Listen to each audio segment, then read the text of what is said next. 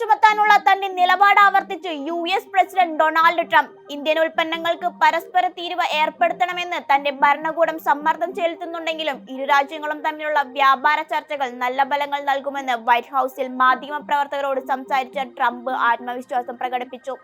Indian America tariff നയം നന്നായി പ്രവർത്തിക്കുമെന്ന് അമേരിക്കൻ പ്രസിഡന്റ് ഡൊണാൾഡ് ട്രംപ് ആവർത്തിക്കുന്നുണ്ട്. ന്യൂഡൽഹിയും വാഷിംഗ്ടൺ DC-യും തമ്മിലുള്ള താരിഫ് നന്നായി പ്രവർത്തിക്കും.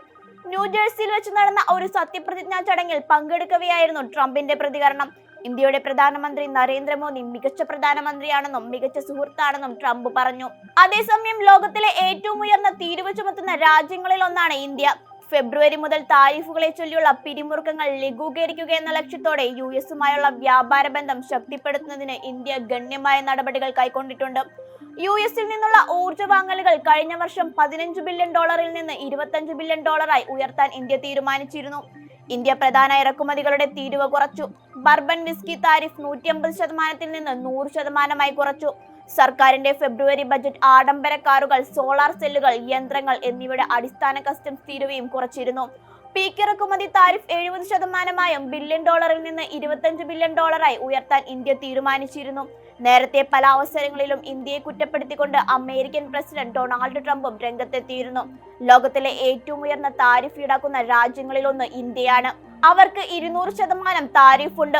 US ഏർപ്പെടുത്തുന്ന ഉയർന്ന താരിഫുകളിൽ നിന്ന് ഇന്ത്യ നേട്ടമുണ്ടാക്കുന്നുണ്ട്. എന്നിട്ടും തെരഞ്ഞെടുപ്പ് സമയത്ത് നമ്മൾ അവരെ സഹായിക്കുന്നു. അവർ നമ്മളെ നന്നായി മുതലെടുക്കുകയാണെന്നും ട്രംപ് പറഞ്ഞിരുന്നു. ട്രംപിന്റെ പ്രതികരണം വലിയ വിവാദങ്ങൾക്ക് അന്ന് വഴിവെച്ചിരുന്നു. കൂടാതെ ഇന്ത്യക്കെതിരെ 100% ഇറക്കുമതി ചുങ്കം ചുമത്തുമെന്നും ട്രംപ് നേരത്തെ തന്നെ അറിയിച്ചിരുന്നു.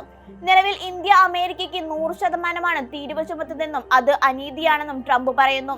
ഏപ്രിൽ 1 ലോക വിഡ്ഢി ദിനമായതിനാലാണ് ഏപ്രിൽ 2 മുതൽ താരിഫ് ഏർപ്പെടുത്താൻ തീരുമാനിച്ചതെന്നും ട്രംപ് വ്യക്തമാക്കി. അതേസമയം അമേരിക്കയിൽ നിന്നും ഇറക്കുമതി ചെയ്യുന്ന പകുതിയോളം ഉൽപ്പന്നങ്ങൾക്കുള്ള നികുതി വെട്ടിക്കുറയ്ക്കാൻ ഇന്ത്യ തയ്യാറാണെന്നും റിപ്പോർട്ടുകളുണ്ട്. വിഷയത്തിൽ ഇതുവരെ ഇന്ത്യ പ്രതികരണം നൽകിയിട്ടില്ല. വ്യാപാര കരാറിന്റെ ആദ്യഘട്ടത്തിൽ $23 ബില്യൺ വിലമതിക്കുന്ന അമേരിക്കൻ ഉൽപ്പന്നങ്ങൾക്കാണ് നികുതി കുറയ്ക്കലിന്റെ ആനുകൂല്യം ലഭിക്കുക എന്നാണ് റിപ്പോർട്ടുകൾ സൂചിപ്പിക്കുന്നത്.